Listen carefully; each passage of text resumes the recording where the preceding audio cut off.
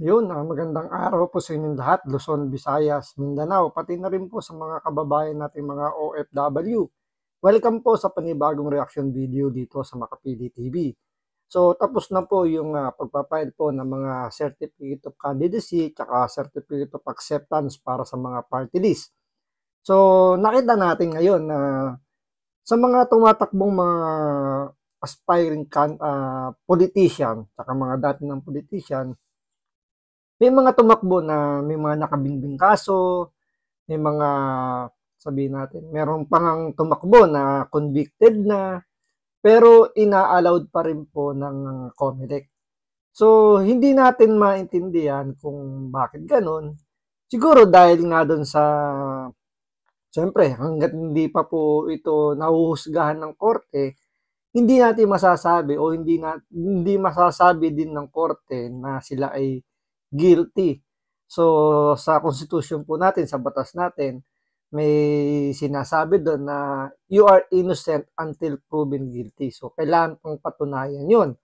So, dahil doon sa mga aspiring politician tsaka mga dating politician na tumakbo, especially sa Senado, may mga personalidad doon na may mga alam niyo na, may binbing kaso pa. So, mga hindi pa to nahahatulan ng korte. Kumbaga ito sinampahan pa lang ng korte. So, merong akusasyon. Yung pinakamagandang akusasyon pa lang yung kanilang mga kinakaharap dahil hindi pa nga ito nadidesisyon. Kumbaga hindi pa to gumugulong sa korte.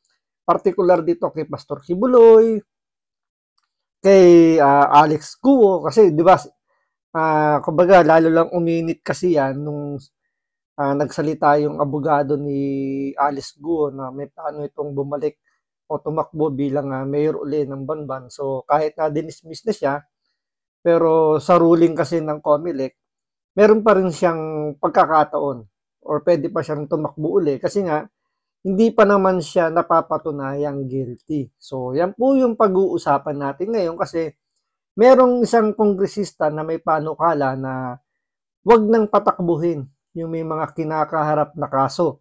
Pero ang nakakaitawa lang dito, bakit parang limited lang yung kanyang pinapanukala. So ito, panoorin po natin to, pero bago ang lahat, kung hindi ka pa naka-subscribe sa Makapili TV, baka pwede naman pong pakisubscribe, pakipindot po muna yung subscribe button at the same time palike na rin po ng video, wala naman pong bayad dyan. Kaya pindot na. So ito, panoorin po natin tong balitan to at alamin natin kung sino itong kongresistang ito na parang meron siyang panukalang batas pero parang hindi hilaw. Meron siyang iniilagan, meron siyang ine-exempt, meron siyang ginagawa exempted kagad dun sa kanyang panukalang batas. Nagkapaghain ng kandidatura sa pagkasenador si Apollo Kibuloy para sa 2025 national and local elections. Ito ay sa gitna ng pagkaaresto sa kontrobersyal na religious leader na naharap sa kasong paglabag sa Special Protection of Children Against Abuse, Exploitation and Discrimination Act, gayon din sa Qualified Human Trafficking charges. Ayon kay House Committee on Human Rights Chairperson, Manila 6th District Representative Benny Abante, tila pang-iinsulto sa eleksyon ng bansa ang ganitong hakbang. Some people are making a mockery of this election. Palagi ko nakikita naman ng taong bayan yan. Yung bang napakaraming tatakbo mga senador, no? And I don't even think that they're actually serious about it. Bunsod nito, pag-aaralan ng kongresistang maghain ng panukalang batas na magbabawal kumandidato sa mga may kinakaharap na kaso sa korte dahil Kaninong congressman kaya to? So, sa mga nakakilala kung kaninong congressman to, base sa aking pagkakaalam, kung kongresista to ng Maynila. So, ito po yung klase ng kongresista ninyo na gustong gumawa ng panukalang batas, pero ang target lang mga senador. Baka nakakalimutan itong kongresistang ito, meron silang kasamahan sa kongreso na ito hindi to inaakusahan Ito hinatulan na ng korte ng guilty sa kasong child abuse. Siguro naman kilala niya kung sino yon at kilala niyo na rin naman kung sino yon dahil nabanggit na yan dun sa budget hearing ng Office of the Vice President. Ito yung tumawag na inihambing si VP Sara sa isang puset. So binalikan yun ni VP Sara na sabi nga niya, bakit daw ang Kongreso hinahayaang may nakaupong kongresista na guilty sa kasong child abuse. So sigurado naman ako kilala nitong kongresista na to kasi nakasama niya to doon sa budget hearing ng OVP. Siguro ilang upuan lang yung distansya, imposibleng hindi niya yun nakilala at hindi imposible namang hindi niya alam na yung kanyang kasamahan sa Kongreso may kasong hinatulan ng korte ng guilty. So sa kanyang panukalang batas, gusto niya ipagbawal na tumakbo yung mga may kaso sa pagkasenador. So, pasok na pasok agad doon yung kongresistang yun. Sino ba yung kongresistang ito? Ito, hindi naman to paniniraan kasi ito binalita naman talaga to. Si Franz Castro ng Makabayan Black Coalition, representative ng ACT teacher. So, kinasuhan to, guilty sa kasong child abuse. So, bakit ito hindi niya binanggit? So, ang tinatarget lang dito, nitong kongresistang to, mga senador. So, makikita ninyo na kapag ang mga mambabatas talaga gumagawa ng batas, as much possible, mauuna muna yung benepisyo nila kesa yung benepisyo ng taong bayan. So, dito pala makikita nyo na hinahadlangan niya kaagad na makatakbo sa pagka-senador yung mga personalidad na may kaso. Which is maganda naman sana. Maganda naman talaga kahit naman saan mo tingnan. Maganda yung panukala niya. Ang nakita kong problema rito, bakit doon lang sa pwesto ng pagiging senador? Bakit hindi mo pa ilahat? Diba? Ang tanong pa nga dyan, uusad kaya yung batas? Yun yung tanong dyan. Mukhang mukhang itong kongresista na to, nagpapa-grandstand lang. Gumagawa lang ng ingay dahil nga mag-i-election na. Although, may punto naman yung sinasabi niya na marami naman talagang aspiring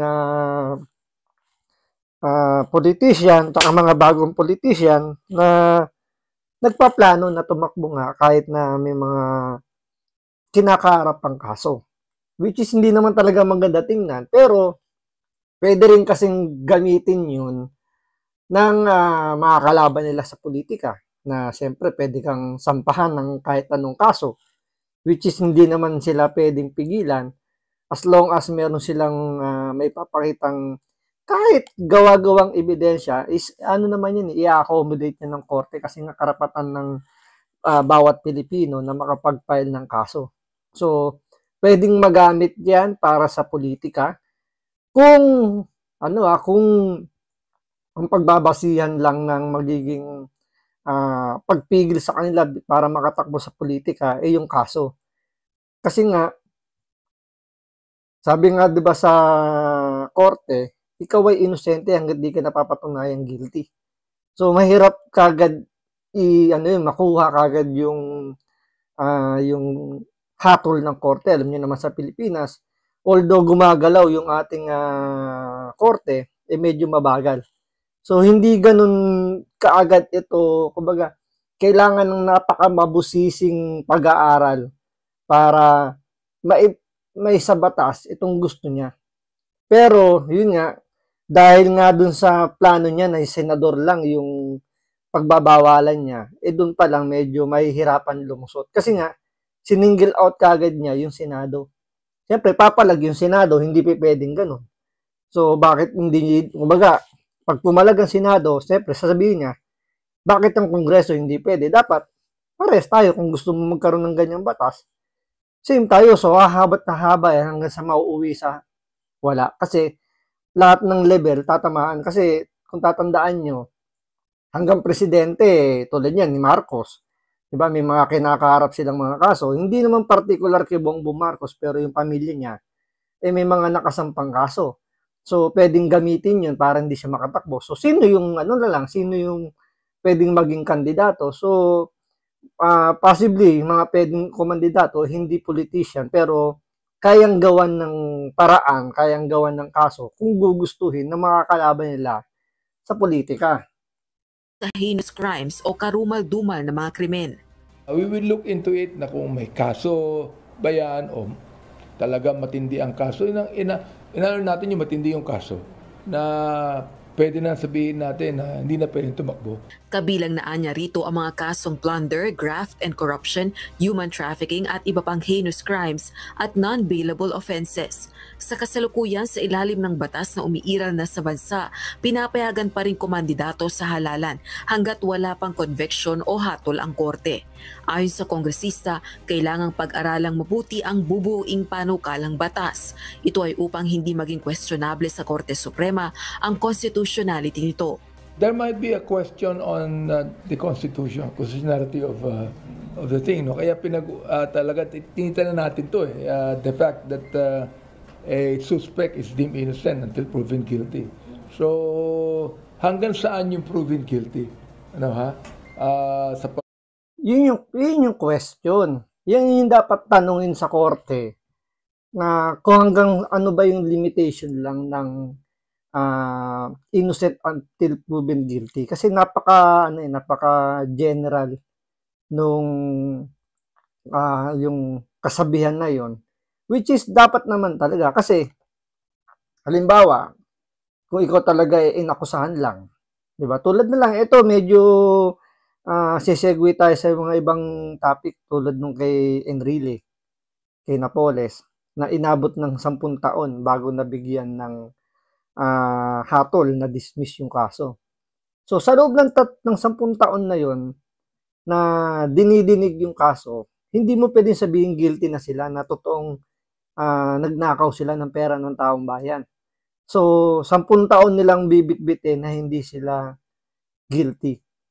So kasi kung halimbawa yun yung magiging basehan para hindi sila makatakbo sa politika, so 10 taon, so 3 eleksyon yung hindi sila pwedeng makatakbo kasi nga niluluto pa yung kaso nila, so dinidinig pa. So kumbaga rito matatapakan naman yung kanilang karapatan na makatakbo sa eleksyon. Kaya medyo mahirap yung magiging batas na to kasi nga sabi nga nitong kongresista na to, hindi pa ma-determine kasi o kailangan pa i-determine sa korte kung hanggang saan ba yung limitation ng innocent until proven guilty. So doon pa lang medyo mahihirapan na 'di ba? So doon sa party list nga lang medyo malabo nang maamyendahan yung batas na yan dahil nga ang nakikinabang doon sa batas ng party list ay mga mambabatas din. So same thing din dito sa pagtakbo sa eleksyon ng mga local officials, local man or national election natin, yung karapatan nila na makatakbo dahil lang sa kaso ay medyo mahihirapan. Doon pa lang sa di ba? Doon pa lang sa ang gusto niyang mangyari, Senado lang yung pagbabawalan. So doon pa lang makikita mo yung personal interest nandoon kagad sa Kongreso na pag gumawa ng batas na ipagbabawal, exempted kagad sila. So, kitang-kita na talaga natin dito sa Pilipinas. Halos lahat siguro hindi natin sigurado, na batas na ginagawa, ay talagang inuuna muna yung personal interest ng mga mambabatas natin. Kasi, minsan, di ba, kung titingnan mo, may mga batas na kung titingnan mo sa unang tingin mo lang doon sa batas, parang ang mabibenepisyon ng pinaka-primary mabibenepisyon yung mga maliliit nating kababayan. Pero pag binasa mo na yung provision ng batas, yung pinakabuo ng batas, makikita mo liyamadong-liyamado minsan yung mga oligarkong kumpanya. 'Di ba? Aminin man natin 'yan. So, kumbaga, siyempre, hindi nawawala yung paglalabi kasi dyan. Totoo naman daw talaga yan, nangyayari yan, na may mga naglalabi sa mga kongresista. Kaya nga, di ba, yung iba dyan, pinopondohan ng mga oligarkong mayayaman. yung mga politiko para, siyempre, pag gumawa ng batas, andun yung kanilang kapakinabangan. So, siyempre, dahil sumuporta yung isang oligarko na mayaman sa isang politician, siyempre, pag gumawa ng batas yan, siyempre, bibigyan niya ng pabor yung nagbigay sa kanya ng suporta. So, hindi talaga primarily ang unang nabibenepisyuhan ng batas yung mga mahihirap nating kababayan o maliliit nating sektor ng lipunan natin. So, siguro, hindi mo rin masabi kung 50-50. Pero kung titignan mo, masyadong liyamado lagi yung laging naiiwanan yung mga maralitang natin, sangay ng lipunan. So, medyo malalim na yung mga binabanatan natin salita. So, nagagaya tayo sa mga aktivista. Pero yun ang katotohanan talaga. Sa mga batas na ginagawa ng mga mambabatas natin, ang nauuna talagang nabibenepisyuhan yung mga pinoprotektahan nilang mga kaibigan, mga sponsor sa kanilang pagtakbo sa politika, at lagi naiiwan sa dulo yung mga kababayan natin, especially tayong mga simpleng mamamayan ng Pilipinas, tayo ang naiiwanan sa batas na pinapanukala nitong mga mambabatas natin. Kaya napaka-importante po ng eleksyon na to na sana pumili tayo ng mga karapat-dapat na mamumuno sa atin. Piliin natin, siguro hindi na, para sa akin ito personal opinion, hindi na importante masyado sa akin yung masyadong matalino. Mas okay na sa akin unahin yung, alam niyo, yung malasakit sa bayan, malasakit sa mga kababayan natin. Secondarily na lang yung talino. Kasi kung sobrang talino yung ilalagay mo dyan, once na yan na kinain ng sistema, gagamitin niya na yung talino niya para sa personal na interest ng mga nag-sponsor sa kanya, interest ng mga kasamahan niya sa politika. So, ganun yung nangyayari. Unlike kung uunahin natin na piliin yung may mga malasakit sa bayan, yun yung mahirap kainin ng sistema kasi may prinsipyo. Secondary nila yung talino yan, napag-aaralan naman yan. Kasi lahat naman tayo nag-aaral. So, lahat naman tayo kayang pag-aralan yan. Pilipino tayo.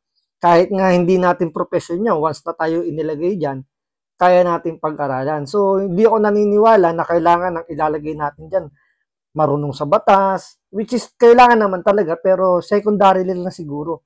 Kasi pwede ka naman kasi may sasahurin ka naman dyan, pwede ka namang mag-hire dyan ng mga legal advisor para paano maturuan ka, magabayan ka dun sa mga batas na kailangan mong ipasa or mga pinaplano mong batas na ipanukala para magkaroon ng magandang solusyon.